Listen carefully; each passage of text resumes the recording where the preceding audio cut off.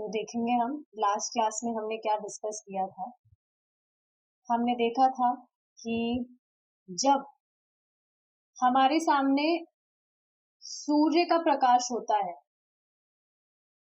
किसी भी व्यक्ति के सामने जब सूर्य का प्रकाश होता है, तो क्या ऐसा हो सकता है कि वो अंधकार में रहे? ऐसा नहीं हो सकता है। जैसे ही सूर्य का प्रकाश जैसे ही व्यक्ति सूर्य के प्रकाश में खड़ा होता है, तो उसके अंधकार में होने का प्रश्न ही नहीं उठता है। तो इस एग्जाम्पल से क्या समझ में आया कि यदि कोई व्यक्ति है, उसने कृष्ण की शरण ली है, तो जो अविद्या रूपी अंधकार है उसके जीवन में, वो अपने आप ही विनष्ट हो जाता है। क्या देखा था हमने? Krishna is compared to sunshine and Maya is compared to darkness. जो भगवान कृष्ण है वो सूरज की रोशनी की तरह है, और जो माया है वो अंधकार की तरह है। जहां भी सूर्य का प्रकाश होता है वहां अंधकार की संभावना नहीं होती है।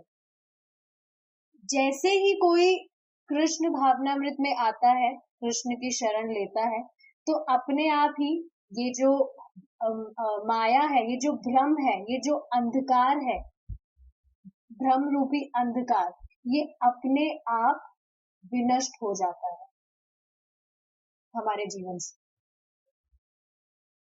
तो बुद्धिमान महात्मा लोग इस बात को समझते हैं।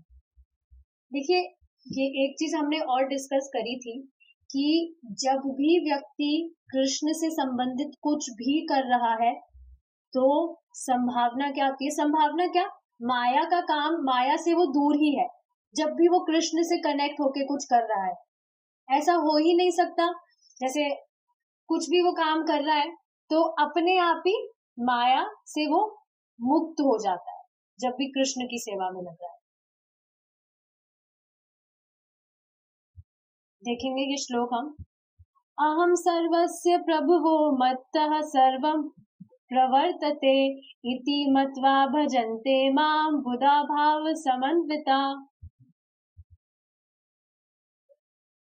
मैं समस्त आध्यात्मिक तथा भौतिक जगतों का कारण हूँ। प्रत्येक वस्तु मुझसे ही उद्भूत है। जो बुद्धिमान यह भली भांति जानते हैं, वह मेरी प्रेमा भक्ति में लगते हैं तथा हृदय में पूरी तरह मेरी पूजा में तत्पर होते हैं। तो भगवत गीता के 10th चैप्टर का 8th श्लोक है ये। देखिए इसकी व्याख्या क्या हो रही है। इस श्लोक में बुद्ध शब्द प्रयुक्त हुआ है, जो बुद्धिमान या विद्वान मनुष्य का निर्देश करता है। उसका लक्षण क्या है? बुद्धिमान व्यक्ति कौन है? वह जानता है कि श्री कृष्ण इस संपूर्ण सृष्टि के उद्गम है। मतलब कृष्ण से स्वतंत्र कुछ भी नहीं है। आप कुछ भी इस जगत में या पूरी सृष्टि में कुछ भी आप होता देखते हैं, वो चीज कृष्ण से स्वतंत्र नहीं है। ठीक है, सब कुछ कृष्ण पर ही आश्रित है। तो बुद्धिमान व्यक्ति क्यों नहीं भगवान की सेवा करेगा? क्यों अपना दिमाग लगाएगा कुछ भी करने में? वह समझता है कि वह जो कुछ भी देखता है वो श्री कृष्ण से उत्पन्न हुआ है। कृष्ण ही सभी कारणों के कारण है। इस भौतिक जगत में यौन जीवन सबसे महत्वपूर्ण तत्व है। काम भाव सभी जीवों में पाया जाता है। ऐसा प्रश्न हो सकता है कि यह काम भाव कहाँ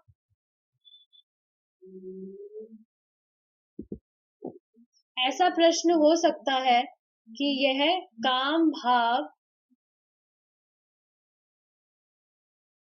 कहाँ से विद्यमान है या कहाँ विद्यमान है, और वस्तुतः यह ब्रज की गोपिकाओं के साथ उनके संबंधों में प्रकट होती है।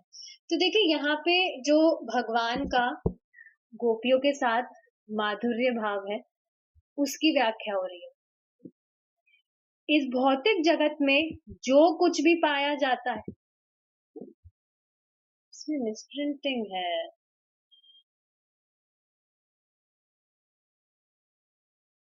इस भौतिक जगत में जो कुछ भी पाया जाता है, अंतर यह है कि भौतिक जगत में प्रत्येक वस्तु विकृत रूप में दिखाई देती है।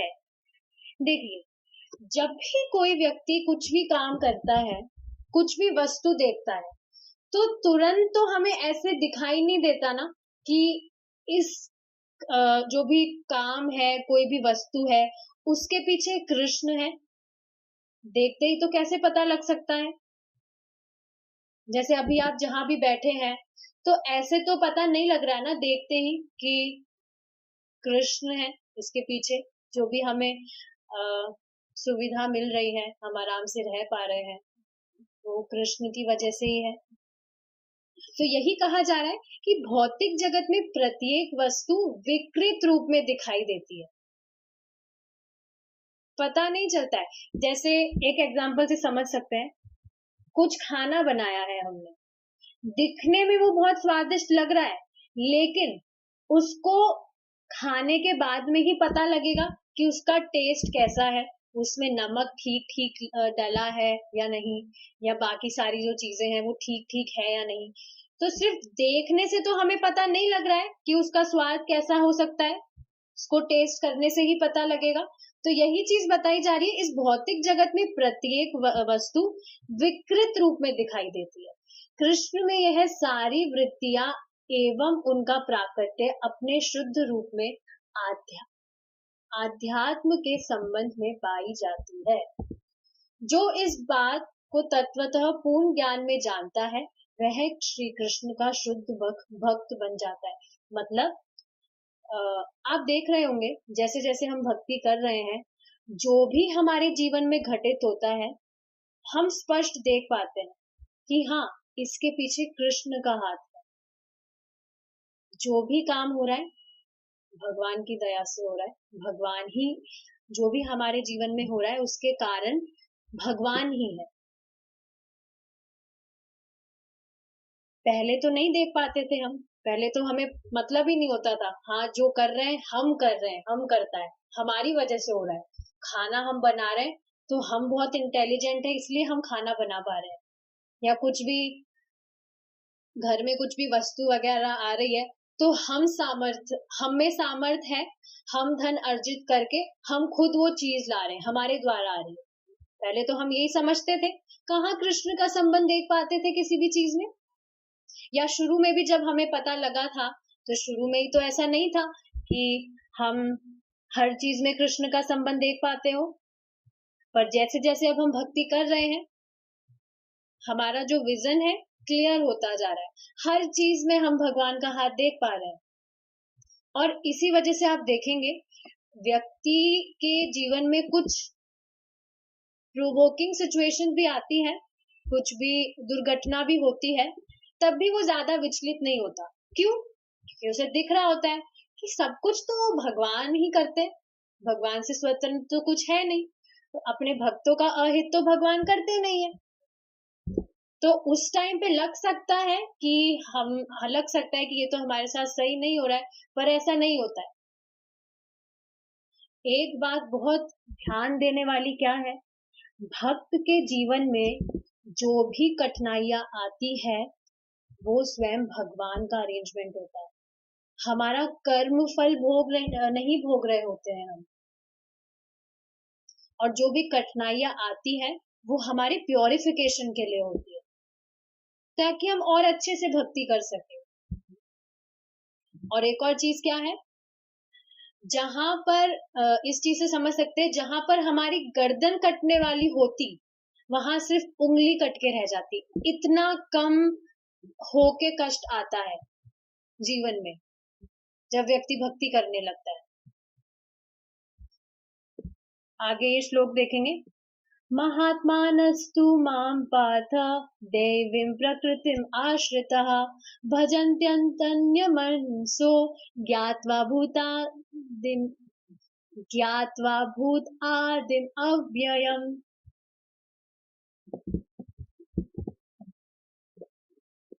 सततं कीर्तयन्तो मां यतन्तश्च दृढव्रता नमस्यन्तश्च मां भक्त्या नित्ययुक्ता उपासते।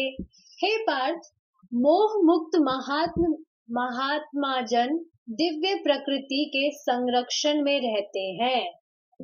वे पूर्णतः भक्ति में निमग्न रहते हैं क्योंकि वे मुझे आदि तथा अविनाशी पूर्ण पुरुषोत्तम परमेश्वर के रूप में जानते हैं। आपको पता है, जिस भी व्यक्ति ने भगवान श्री कृष्ण को भगवान के रूप में स्वीकारा है, वह कोई साधारण व्यक्ति नहीं है। आप देखिए, कितने लोगों को बताया जाता है, रीचिंग की जाती है, पर हर कोई तो ये चीज नहीं स्वीकार पाता है। एक व्यक्ति कोई भगवान कैसे हो सकता है?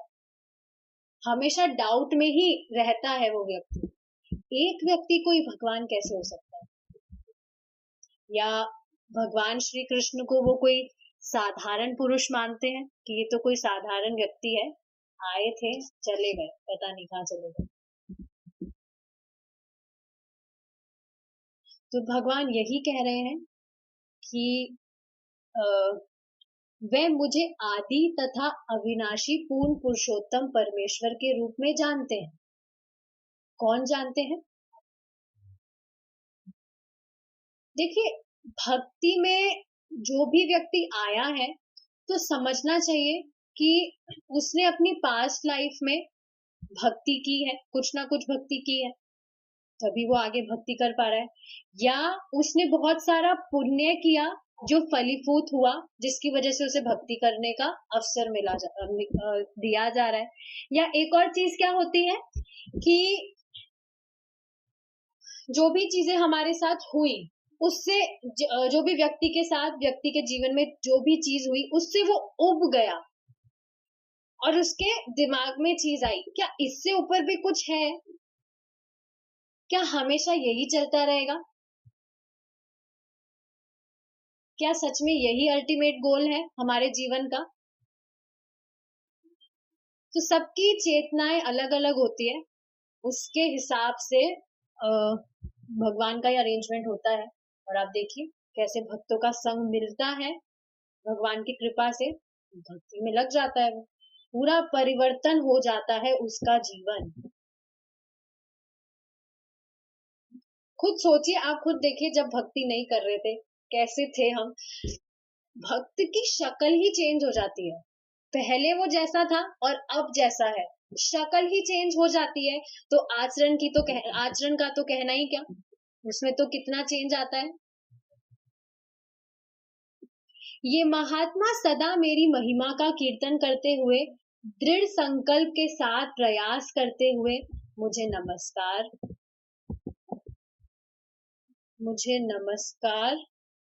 करते हुए भक्ति भाव से निरंतर मेरी पूजा करते हैं।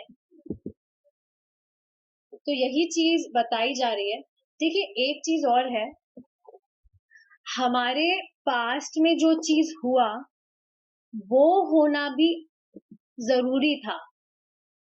बताइए कैसे जरूरी था? पहले हमारे पास्ट में जो हुआ वो होना इस वजह से जरूरी था क्योंकि अभी हम जब भक्ति कर रहे हैं तभी हम उसकी महत्वता को जान पा रहे हैं कि जब हम भक्ति नहीं कर रहे थे तो कितनी बुरी हालत थी, कितना परेशान थे। इस वजह से जो भक्त है, जो व्यक्ति है, जब भक्ति करता है तो उसकी महत्वता को वो तब अच्छे से जान पाता है कि अभी जैसे मैं पहले भक्ति नहीं कर रहा था, अभी भी अगर मैं भक्ति नहीं कर रहा होता तो कितनी दुर्गति होती।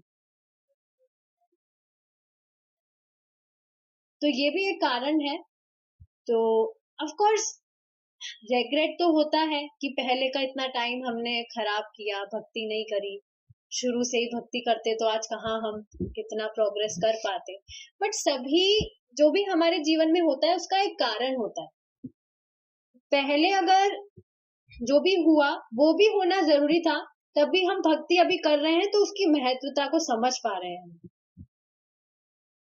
तो यही चीज यहाँ पर कही जा रही है कि ये महात्मा सदा मेरी महिमा का कीर्तन करते हुए, दृढ़ संकल्प के साथ प्रयास करते हुए, मुझे नमस्कार करते हुए भक्ति में निरंतर मेरी पूजा करता है। और ये तभी कर पाता है क्योंकि देख पाता है पहले कितनी बड़ी फजीयत थी जब भक्ति नहीं हो रही थी, भक्ति नहीं कर रहे थे। अभी भी आप देखिए, कभी कभी जो भक्त है जब डिस्ट्रैक्ट हो जाते हैं, भक्ति मतलब छूट जाती है किसी कारण से, तो वो संतुष्ट नहीं रहते, परेशान हो जाते हैं और फिर से भक्ति करने लगते हैं। प्रत्यक्ष है ये। तो भगवत गीता के 9th चैप्टर का 23rd और 24th श्लोक है। महान आत्मा महात्मा कौन है? महात्मा वह है जो भगवान की उच्चतर पराशक्ति के अधीन है। इस समय हम श्री कृष्ण की निकृष्ट माया शक्ति के अधीन है। जीवात्मा की स्थिति तटस्था शक्ति जैसी है।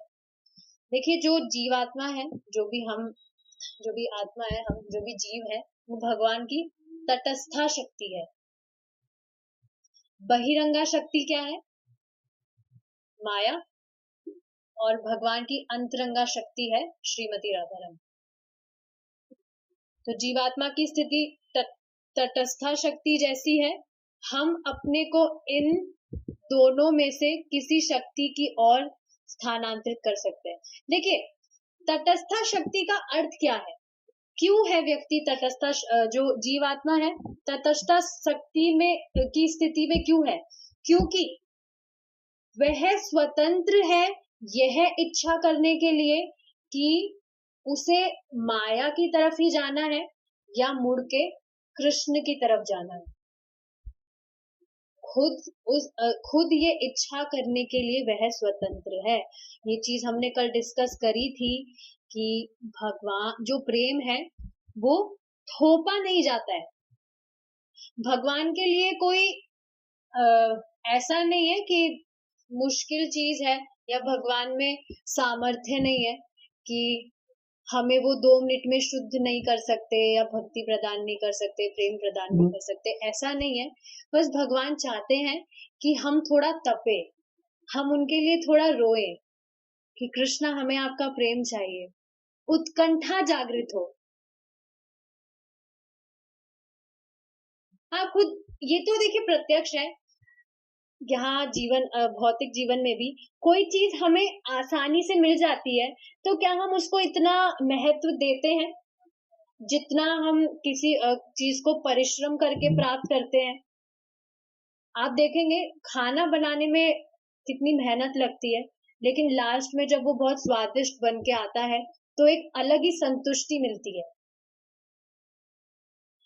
सही से मेहनत लगे पर एंड रिजल्ट जो होता है वो कितना अच्छा होता है।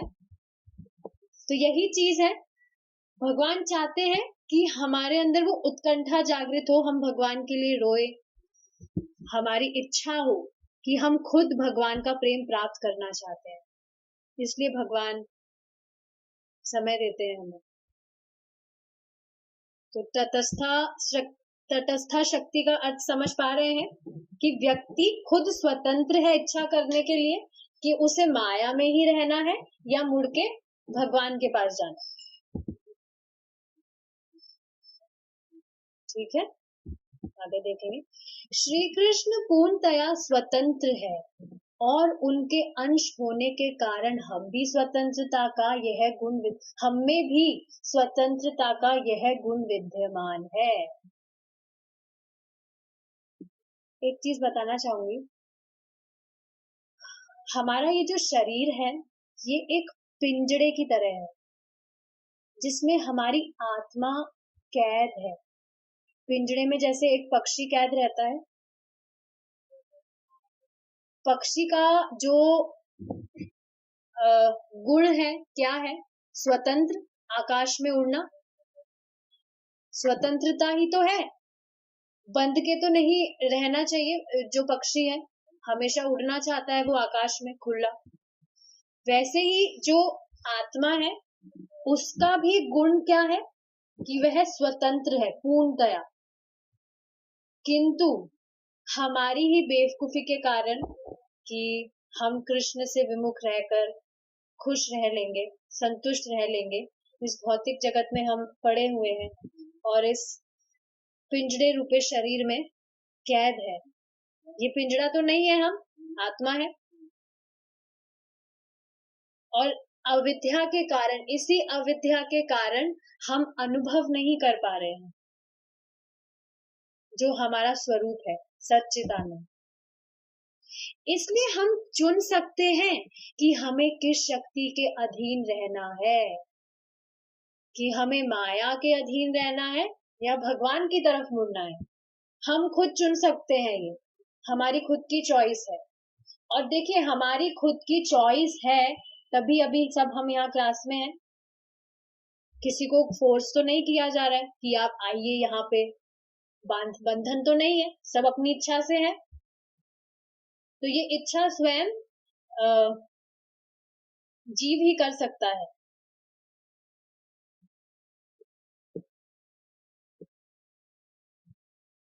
ठीक है, आगे देखेंगे हम, क्वेश्चन जो है लास्ट में लेंगे।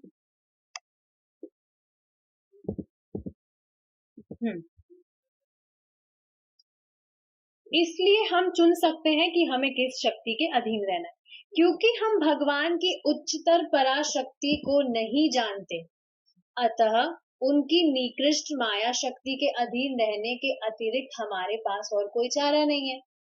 कुछ दर्शन यह प्रस्तुत करते हैं कि हम जिस प्रकृति का अनुभव इस समय कर रहे हैं उसके अतिरिक्त और कोई प्रकृति नहीं है, और इससे मुक्त होने का एकमात्र उपाय है इस प्रकृति को निष्फल करके शून्यवत रिक्त हो जाना। देखिए कुछ लोगों की ये धारणा होती है हम तो शून्य से आए हैं और हमें शून्य में ही मिल जाना है, कुछ भी नहीं है। शून्य का मतलब क्या होता है? कुछ नहीं। तो क्या हम कुछ नहीं से आए हैं और हम कुछ नहीं में कैसे मिल जाएंगे? ये क्या है? ये क्या डेफिनेशन हुई? कुछ नहीं से आए हैं, कुछ नहीं में मिल जाएंगे। जब कुछ नहीं से आए हैं, कुछ नहीं से आए हैं तो हम भी तो कुछ नहीं ही हुए, पर हमें तो कुछ कुछ दिख रहा है, सब कुछ दिख रहा है। तो बिल्कुल क्या कहेंगे, बिल्कुल फुलिशनेस है ये।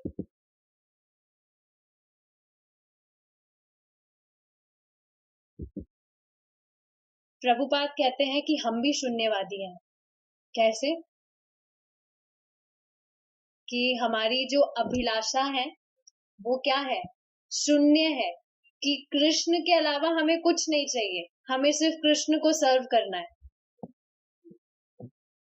किंतु हम शून्यवत रिक्त नहीं हो सकते क्योंकि हम देहधारी जीव हैं। दिख रहा है ना देह? किसी को डाउट तो नहीं है ना कि मैं शरीर में हूँ? देख लीजिए अपने आप को छूकर, अगर डाउट है तो। शून्यवत रिक्त नहीं हो सकते क्योंकि हम देहधारी जीव हैं।